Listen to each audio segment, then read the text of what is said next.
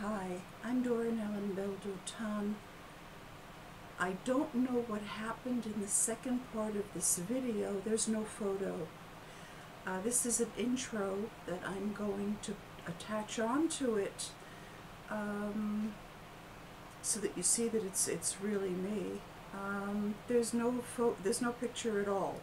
But please listen to the message, because the message is far more important than looking at me. Evidently, Hashem didn't want me to be visible when I was saying that level of truth. So please be patient. Listen to what's said, even if you don't see me. Thank you for listening. And again, Shabbat Shalom. Hello, I'm Doran Ellen Beldotan. Haven't made a video in a while. There's a subject that I feel needs to be addressed, and so I'm making a video again after all this long time. The light of the video might go off because it's 5 o'clock in the morning right now. It's going to start getting light, so as the light behind me changes, the picture might get funny, but never mind that. Just please listen to the message. I'd like herein, Be'ezrat Hashem, with God's help, to give proof that the rabbinic interpretation of Torah is incorrect. And that is the interpretation upon which Christianity is also based, and Islam as well.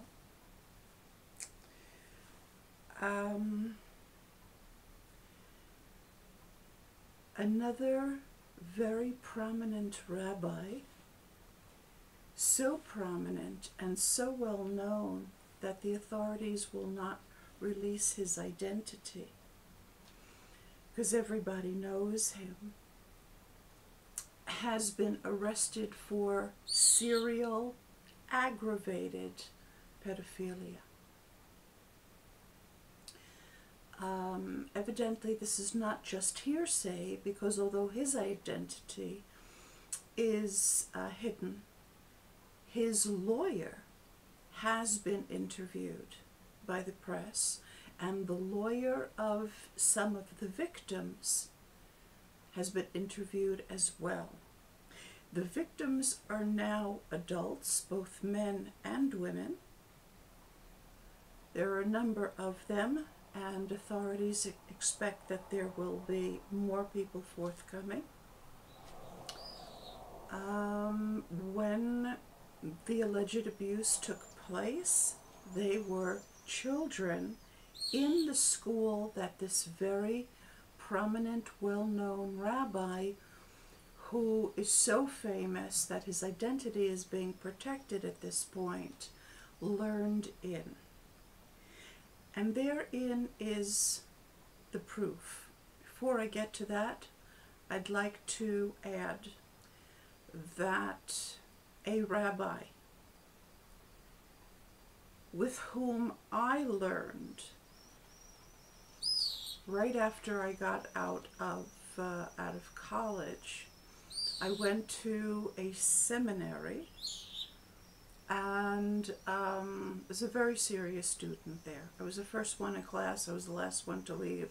I was one of the ones that sat, up front row and center. I was asked by one of the rabbis who was running the place, who wouldn't have made that decision alone, to please leave the seminary. It wasn't because I wasn't well behaved. It wasn't because I wasn't a good student. It wasn't because I wasn't trying very, very hard to learn to be a good Jew. I was doing all that. Yet and still, one day he took me aside and he said, I don't think that this yeshiva is a good fit for you. You'll have to find your own path. So I was politely kicked out. At the time, I was abashed. and I didn't know what in the world I did wrong. Decades later, the son of this same rabbi was arrested on pedophilia charges. Rather than this rabbi either being quiet or even speaking against it, he went out and said, "What are you making a big deal about? What are you making a big deal about? This happens so frequently. What's the big deal?" He didn't even understand why anybody should be surprised about it, why anybody, to him it was the most natural thing in the world. He's quoted somewhere as saying that probably 1 in 2 boys who go through the ultra-Orthodox yeshiva system will be preyed upon by predators, pedophile predators. And subsequently, many of them will go on to do the same thing. So while I was abashed at the time that this man told me that his yeshiva was not a good fit for me, I thank God for that every day.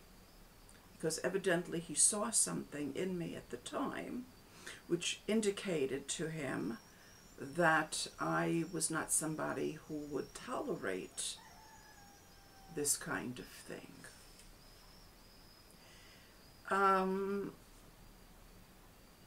The proof that the rabbinical interpretation is wrong, has to be wrong, is the fact that so many pedophiles are not only able to understand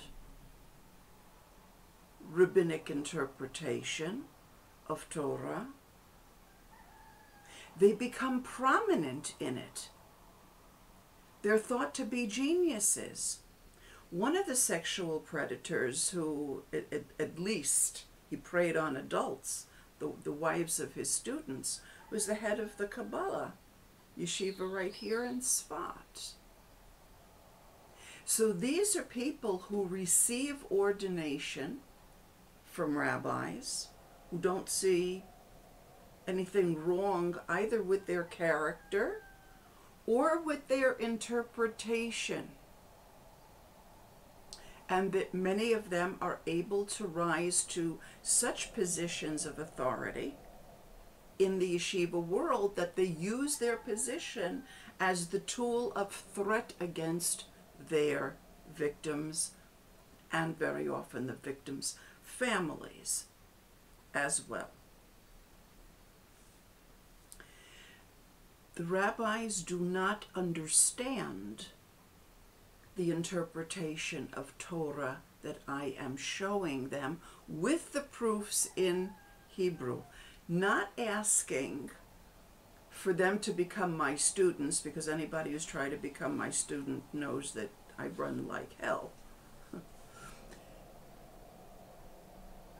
They can do it on their own. Just give them the initial tools of how to read the Hebrew and they can do it on their own. They resist doing it. They do everything they can to minimize my exposure on the internet. Yeah, I have 18,000 subscribers approximately. My videos typically get a few tens of views. I am being systematically dialed down. And they cannot understand what I'm talking about. Why? Because in order to understand the true interpretation of Torah, one has to be a simple person. You have to be an honest, straightforward person who sees things straight. The rabbis, having been influenced by pedophiles, have been being victimized by pedophiles, having become pedophiles, have a zigzag, an extreme zigzag on the way they look at the world and interpret reality. So their interpretation of Torah is the interpretation of those with twisted minds and twisted hearts, who see things wrong, who are anything but innocent, who prey on the innocent, who hate innocence, who drive innocence away out of their yeshivas when they recognize it. How can it be, and not all of the rabbis are pedophiles, obviously, but it's far too prevalent. How can it be that those rabbis who are not pedophiles do not recognize those who are by their inability to be able to understand Torah? One would think that when you attract a psychopathic mind, a predatory mind, who cannot see Torah because Torah requires straightforward innocence, that would immediately mark them as somebody who has something radically wrong with them. They're not able to identify them. There were a couple of Christian missionaries recently who were eventually found out as having infiltrated the Orthodox community, the ultra-Orthodox community.